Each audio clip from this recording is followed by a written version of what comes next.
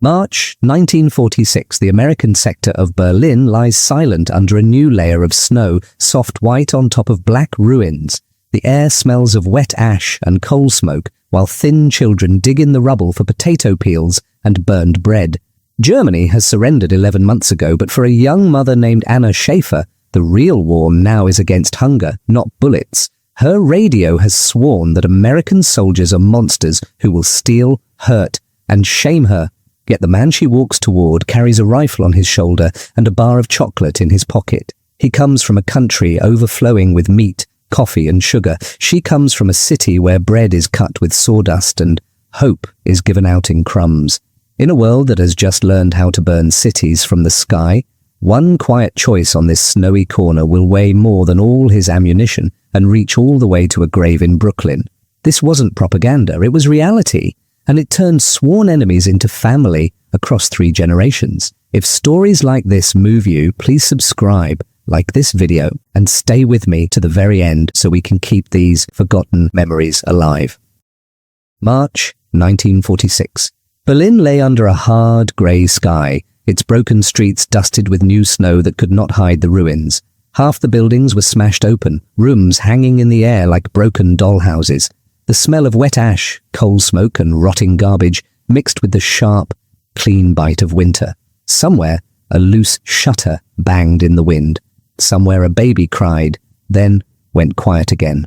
Germany had signed surrender papers 11 months earlier, but for people in Berlin the war had not ended. It had only changed shape. The bombs had stopped falling. Hunger had taken their place. Official food rations in the city dropped to around 1,000 calories a day, barely half what an adult needed to stay healthy. Many got less. A Berlin doctor later wrote, "We do not treat sickness anymore. We treat starvation in different forms." In one damaged street of the American sector walked a woman named Anna Schaefer, 28 years old. Her shoes had holes in the soles, stuffed with paper. Her coat was too thin for the bitter air. On her hip, she carried her 4-year-old son, Klaus. His legs were like sticks under his wool stockings. With her free hand, she held her 6-year-old daughter, Liesel, who stared at the snow as if she wanted to eat it. The 3 of them had not eaten a real meal in weeks. Most days they shared a single boiled potato, sometimes stretched with turnip, or a thin soup of cabbage leaves. Anna had not eaten at all for 3 days, so the children could have her share. Her head rang when she walked, her hands shook from cold, and from the emptiness in her belly. In her pocket were 3 ration cards and nothing left to buy. Every step, she heard the same voice in her memory, the voice of the Nazi radio that had shouted through the war. It had called the Americans monsters, called them Negerfreunde, and Jew lovers, said they would burn, steal, and shame every German woman. Neighbors still whispered stories of robbery and revenge. To many like Anna, the enemy wore a round steel helmet and carried a gun and an unknown language. Yet as she came around a corner, past a burned-out tram and a frozen fountain full of ice and bricks, she saw one of those enemies standing alone. An American soldier, tall in his heavy wool coat, helmet pushed back a little on his head. A rifle hung from his shoulder. A pair of dog tags flashed silver at his neck when he turned. He was 22 years old with a boy's face under the chin strap. His name was Private First Class James O'Connor from Brooklyn, New York. In his mouth he rolled a piece of Wrigley's chewing gum. In his pocket he carried something that almost no German child had seen since before the war: chocolate. He drew a long breath and tasted coffee on the back of his tongue from the mess tent breakfast. An American soldier in 1945 got about 3,800 calories a day in rations, almost 4 times what many Berliners were living on. Anna watched him from the shadow of a doorway. She could smell him even from there. Soap, tobacco, the faint animal warmth of wool that had been dry all winter. He looked bored, not cruel. He kicked at a chunk of rubble and watched it slide over the ice. For a moment he seemed like just another young man far from home. Then he shifted his rifle, and she remembered every warning she had ever heard. She looked down at her children. Klaus's lips had a blue line. Liesel's fingers were thin as matchsticks inside her mittens. Their eyes were too big for their faces. They were past hunger now and moving into something worse, a slow fading. Anna knew that if she did nothing, one of them might not live to see the spring. A Berlin mother later wrote in her diary, We were told the Americans would drink our blood. In truth, we only wished they would give us their bread. Anna felt that same terrible paradox in her chest. The only people in Berlin who still clearly had food were the men she had been told to fear the most. She swallowed hard. Pride shouted at her to turn away. Fear told her to hide. Another voice, quieter but stronger, said, "If I do nothing, my children will die." She stepped out from the doorway into the open street, into the falling snow. Each step toward the soldier felt like walking off the edge of a roof. "Bitter!" she called, her voice rough from cold and hunger. Then again, louder, "Bitter!" The word was small against the winter air. James heard it and stopped chewing. He turned and saw a thin woman with 2 children clinging to her in the ruins of his enemy's capital. For a heartbeat, 2 worlds faced each other. The victor with a full stomach and a rifle, the defeated mother with empty hands and empty children. This wasn't propaganda, but it was reality, and it cut through every story both sides had been told. Anna forced the English words from her memory, learned at school before the war. "Please," she said, her voice breaking. "My children are hungry. Do you have anything?" She waited for the shout, the insult, the raised gun. Instead, James O'Connor slowly reached into the pocket of his field jacket. What he drew out of that pocket would not match anything Anna had been taught to expect, and it would lead her family toward a very different kind of future. James's hand came out of his pocket holding a brown paper bar with a silver edge. A Hershey chocolate, then another, then a small round tin with English words on the side. Spam. The smell of meat and fat came out when he tapped the lid with his thumb. In his other hand he still held his rifle, but now it hung loose, almost forgotten. Anna stared. Her mind could not join the picture. An American helmet, an American gun, and American chocolate held out toward her children. Behind her, Liesl pressed her face into her mother's coat. Klaus just stared at the bar as if it were a toy from another life. "Here," James said softly in English, then slower. "For kinda." He pointed to the children. His voice had the flat sound of Brooklyn streets, hard and friendly at the same time. The children did not move. All their lives they had been told, never take anything from the enemy, never trust them. Anna felt tears burn in her cold eyes. The wind bit her cheeks. The snow fell thicker now, making the street even quieter. She bent her head close to Liesl's ear. "Es ist gut," she whispered.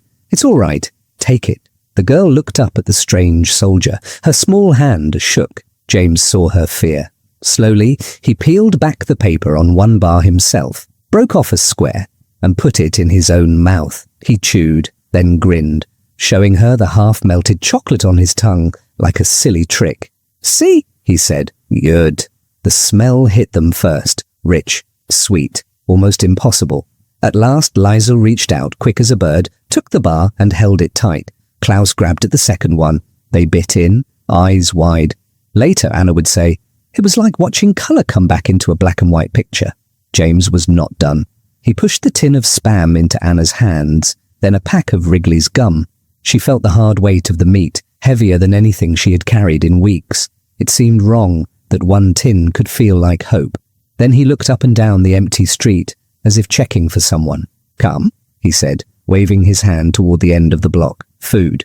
He pointed to his mouth, then down the road. His face asked a question. "Do you trust me?" Here was the sharpest paradox of all. The only person in Berlin willing and able to feed her children was a man in the uniform she had been taught to hate. For a moment, Anna could not move. A German woman later wrote, "We stepped toward the people we had called devils, because hunger is stronger than fear." At last, Anna nodded. "Ja," she said, "we come." They walked 10 minutes through the ruins, past burned-out trucks and walls full of bullet holes. The snow squeaked under their thin shoes. Finally, low tents appeared, ropes stiff with frost. From inside came a smell that almost made Anna dizzy. Coffee, fried fat, baking bread. It was the American mess. Around 50,000 US troops would pass through Berlin in the occupation years, and every one of them ate from kitchens like this, drawing roughly 3,800 calories a day in meat, bread, sugar, and coffee. Outside, German civilians sometimes survived on a quarter of that. James led them in. Warmth hit their faces. A few soldiers looked up, surprised to see a German woman and 2 children. A cook sergeant with a stained apron listened as James spoke fast English. The man shrugged once, then got to work. Minutes later, he set a metal tray on a table, thick slices of dark rye bread, a bright square of butter on each plate, 2 fried eggs per person, mugs of warm pale milk made from powder, and a bowl of canned peaches in heavy, golden syrup. The steam rose in soft curls. Anna stood frozen. She had not seen so much food in one place since 1941. Her legs went weak. James pulled out a chair for her, then for the children, like a waiter in a small cafe back home. Klaus climbed up and began to eat with both hands, yolk running down his chin. Liesl tried to use her fork, then gave up and did the same. No one laughed. Anna lifted her first piece of bread slowly. The crust was firm under her fingers. The butter melted in yellow lines.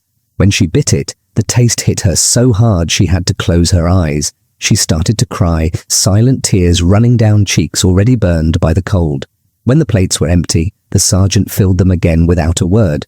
Before they left, James took a paper bag, put in more bread, 2 cans of beans, a jar of peanut butter, another chocolate bar. He closed the top and placed it in Anna's arms. She looked from the bag to his face. "You feed children of your enemy," she said at last in slow English. The words felt heavy, important. James shifted, embarrassed. "Kids didn't start the war, Mum," he answered. "They just got stuck under it." For the next 3 weeks, he made sure they did not stay stuck. Every day he found a way to bring extra rations. A blanket here, a tin of peaches there, powdered eggs, more bread. Quietly, like a small crime, he moved food from the American side of the line to the German. No one counted every egg. No one wrote down each can. Little by little, colour came back to the children's faces. Their bellies stopped swelling from hunger. Anna's strength returned. Her milk came back, so she could plan to feed the baby that would arrive in 2 months. A life was being built from other people's surplus. One morning, she came to the street carrying the only whole thing left from her old home, a small porcelain angel wrapped in newspaper. She tried to press it into James's hand as payment. He shook his head and tried to give it back. She closed his fingers around it. "Thank you for my children," she said. He kept the angel in his pocket for an hour, then, fearing trouble, quietly slipped it back into her coat when she wasn't looking. "No pay," he told her. "Just be okay." She found it later at home and set it on the table where everyone could see. They did not know it yet, but this quiet exchange of food and a fragile angel would echo far beyond that winter.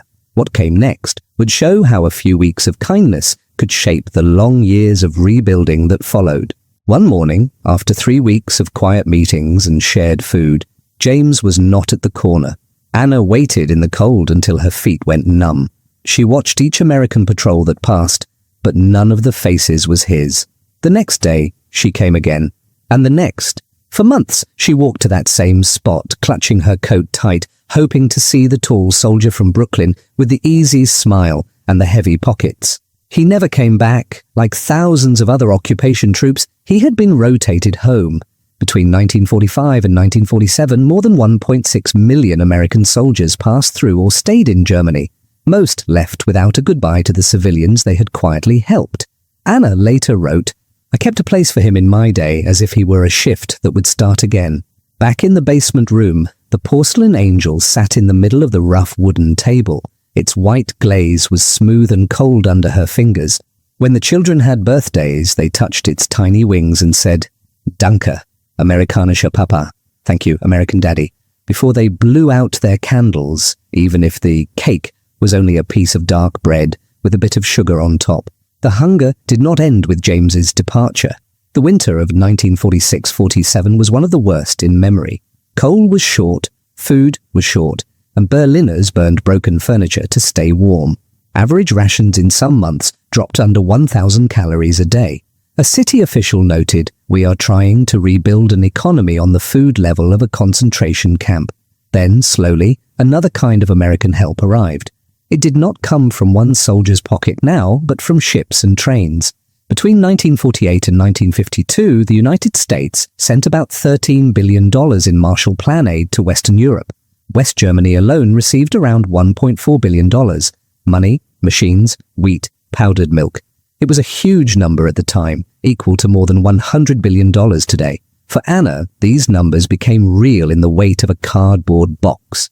One morning, a man from the post office brought a care package, It weighed about 20 pounds, like the 10 million other care packages sent to Europe in those years.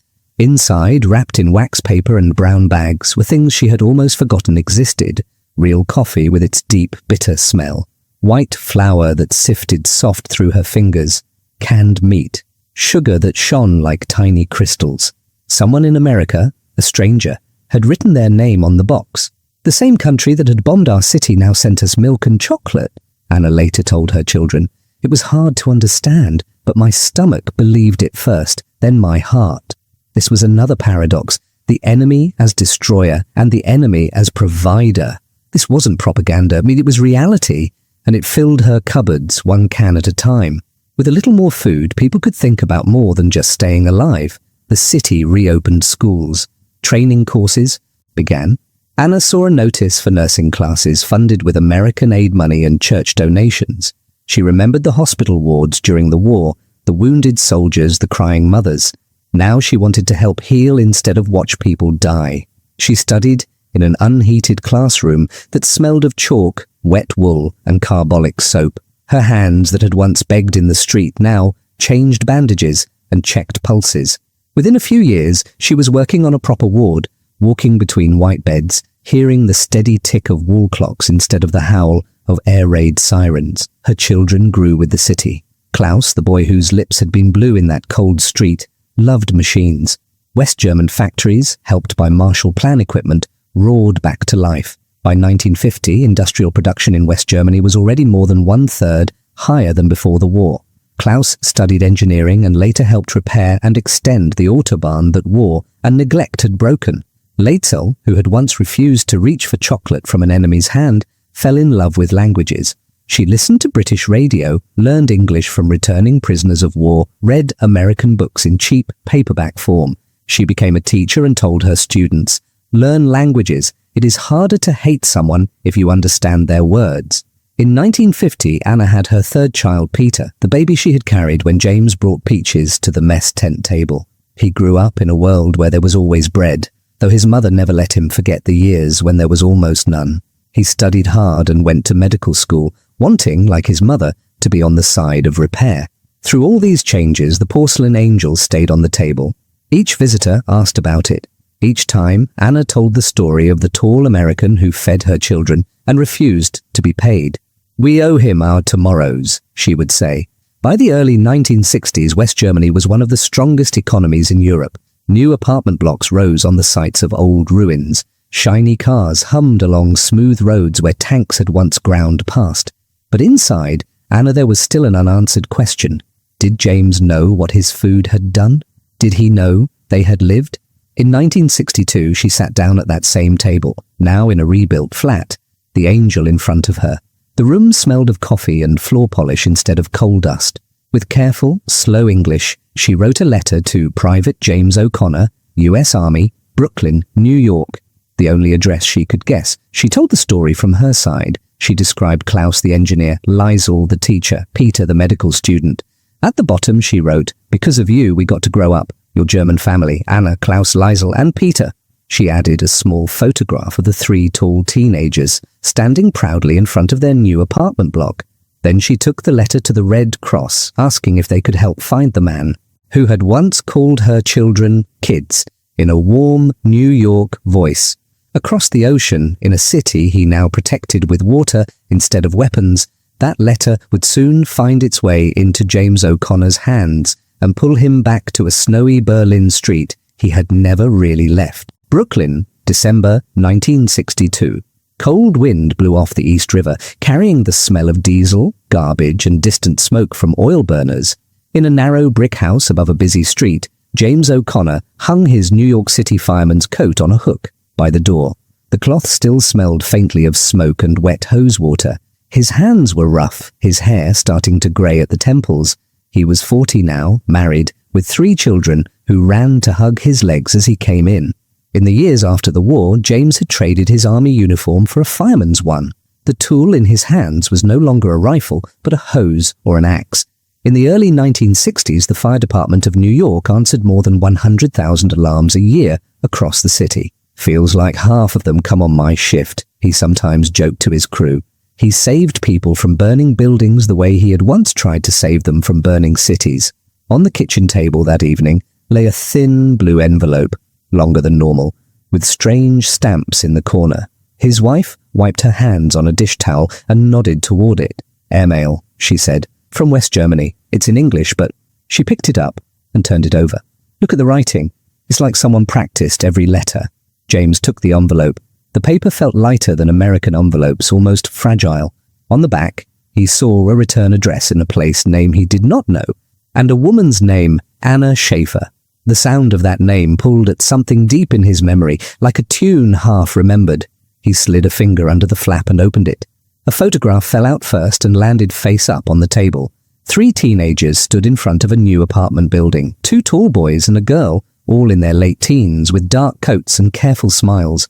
Behind them, the building was clean and modern, with wide windows and balconies, no rubble, no smoke. On the back of the picture was a short line, written in neat, careful English. "To Private James O'Connor, you once told my mother children didn't start the war. Because of you, we got to grow up. Your German family, Anna, Klaus, Liesel, and little Peter." James read the words, then read them again. The kitchen sounds faded. He sat down hard on the chair. His wife, alarmed, asked, "Jim, what's wrong?" For a moment he could not answer. At last he pushed the photograph across the table. "These," he said slowly, "are my German kids." Inside the envelope was a longer letter, 4 pages, written in that same careful hand. The Red Cross tracing service had helped it find him. In the years after the war, Red Cross offices in Europe and America handled millions of such requests, trying to connect lost families and lost helpers. Now one of those lines had reached all the way from a rebuilt Berlin flat to a Brooklyn kitchen. Anna told her side of the story, how she had waited at the corner for months after he left, hoping to say a real goodbye, how the winter of hunger had nearly broken them, and how the first care packages and Marshall Plan aid had slowly filled their shelves. She wrote about the porcelain angel he had refused to take, and how it had stood on their table for 16 years. Every birthday, she wrote, my children kiss the little angel and say, "Thank you, American Daddy," before they eat the cake. Reading that, James had to put the letter down for a moment. He saw again in his mind the blue lips of a small boy, the thin fingers of a girl clutching chocolate like treasure, the smell of coffee and eggs in the mess tent. He had never thought of himself as anyone's daddy. In his memory, those 3 weeks in Berlin had been just something decent he could do with the extra K rations that no one would miss. An American soldier's daily ration then was almost 4,000 calories. In Berlin, that made him richer than any banker. "We had more food than we could eat," he later told a friend. "They had more hunger than they could bear." Anna's letter went on. Klaus was now an engineer helping rebuild the Autobahn. Liesel taught English in a school full of children who had never seen war. Peter, the baby she had been carrying when James first brought peaches to the table, was in medical school. At the bottom she wrote, "If you ever want to visit, our door is open. You will never pay for a meal in our house. Never." James took the letter to the firehouse. The room smelled of coffee, oil, and the faint sourness of old smoke in the gear. His crew gathered around as he read parts of it aloud. Big men who ran into burning buildings shook their heads slowly. One of them slapped James on the back. "You can't not go," he said. "We'll get you there." The firehouse had about 20 men on its roster, part of the roughly 6,000 firefighters in New York at the time. They passed a helmet around and stuffed in bills. Within weeks, they had enough to help pay for tickets. By 1963, more than 1 million passengers crossed the Atlantic by air each year, a number that would have stunned people before the war. Now one of those seats would carry a Brooklyn fireman back toward the city he had once entered with a gun. In the summer of 1963, James, his wife, and their 3 American children boarded a Pan-American flight to Frankfurt. The cabin smelled of fuel, coffee, and nervous excitement. As the plane climbed over the ocean, James looked down and thought of the other crossing in 1945 in a troopship that had creaked and rolled for days. At Frankfurt Airport, bright and busy, they saw a small group waiting by the barrier. An older woman with silver in her hair, a tall young man, a young woman with a teacher's calm eyes, another man in a student's coat. They held flowers and a cardboard sign with "Welcome, James O'Connor," written in uneven English. When they saw him, they rushed forward. The moment their arms went around each other, fireman's coat against German wool, Former occupier against former occupied. Cameras clicked. A local reporter wrote the next day, "Former enemies embrace at airport." The picture showed James, small and stocky among 3 tall Germans, all of them laughing and wiping at their eyes. He had once stepped onto German soil as part of an army of conquerors. Now he arrived as a guest, a friend, even something like a father. This wasn't propaganda, but it was reality, and it showed how far both sides had travelled since that starving winter. In the days that followed, that truth would grow even stronger as James saw with his own eyes how the country he had helped defeat had rebuilt, and how the family he had once fed now wanted to feed him in return. In 1963, James and his family spent 2 weeks in West Germany. It was not the grey, broken place he remembered from patrols. Streets were clean. New shops glowed with glass windows. Cars rolled past with a soft hum instead of tank treads. In the years after the Marshall Plan, West German production had soared. By the early 1960s, industrial output was more than 3 times higher than in 1947. People called it the economic miracle. Inside Anna's apartment, the miracle felt simple: warmth, full plates, and loud laughter. She gave James and his wife the best bed in the house, with thick feather quilts that smelled of sun and soap. She and the grown children slept on sofas and floor mattresses without complaint. At dinner, she set out the largest portions of meat for James: beefsteaks thick as his palm, potatoes fried in butter, bright green beans with slivers of bacon. The room filled with the smell of roasting fat and onions. "You have to eat," she scolded gently when he tried to give food back. "You made them big," she said, nodding at her children. "Now I make you big." Beer bottles sweated on the table. Glasses clinked. When James reached for a plate to help clear the dishes, Anna almost slapped his hand away. "9, she said firmly. "You did enough work in Germany. Here you rest." Her voice was light, but her eyes were serious. In the evenings, they sat in the small living room. The children, now young adults, crowded close, knees touching. They wanted stories about Brooklyn, the noise of the elevated train, the smell of hot dogs on Coney Island in summer, the way fire engines sounded on narrow streets between brownstones. "Tell us again about your first fire," Peter would say. "Tell us how high the buildings are." One afternoon, James took them to a patch of grass behind the building. He had brought a baseball and a glove in his suitcase, tucked between shirts. The leather smelled of oil and dust. The German neighbours leaned from balconies, puzzled, as he showed Klaus how to throw, Liesel how to swing. Each crack of the ball on the bat made the courtyard echo. In 1945, we heard only explosions, Anna later said. Now in that same air, we heard our children laughing. On the last evening, when the dishes were done and the house was quiet, Anna led James to a shelf near the table. On it stood the small porcelain angel, its glaze still smooth after all the rough years. She picked it up and placed it gently in his hands. "We survived because of you," she said, her voice low but clear. "Germany survived because of people like you." The room smelled of coffee and polish, not coal and fear. James tried to make a joke. "I just gave away some extra rations," he said, looking down, suddenly shy. In his mind, he still saw himself as a young private sneaking food from a busy kitchen, not as someone who had changed a family's history. Anna shook her head. "No," she answered. "You gave us tomorrow." He did not have words for that.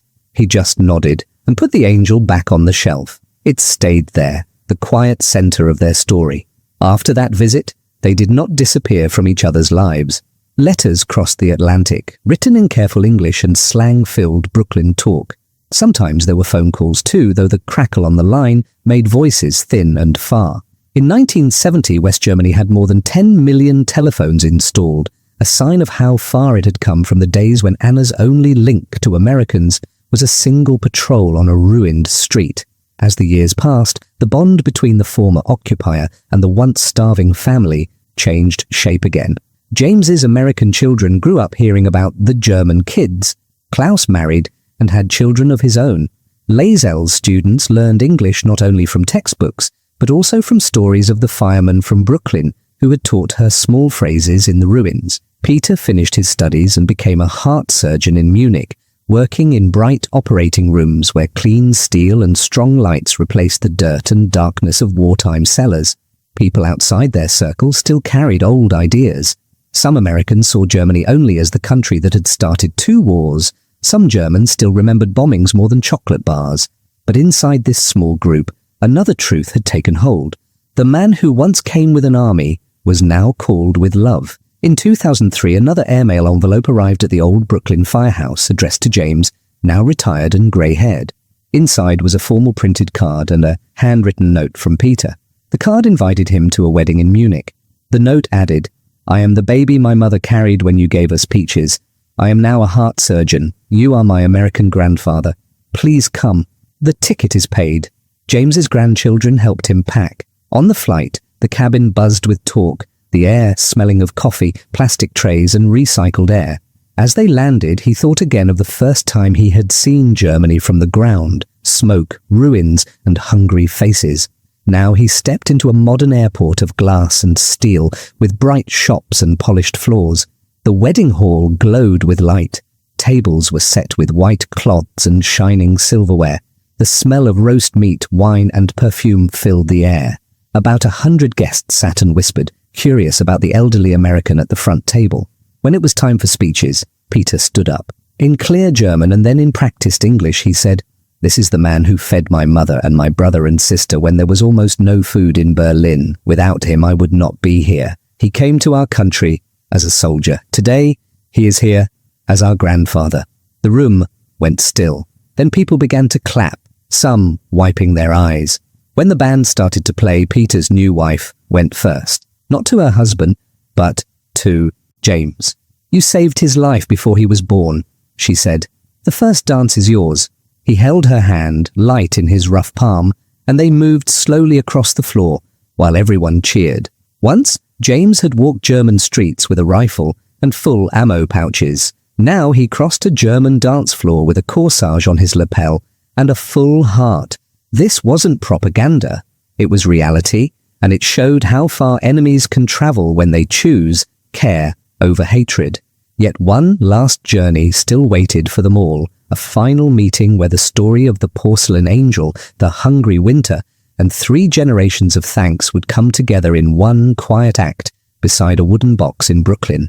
Brooklyn, 2011.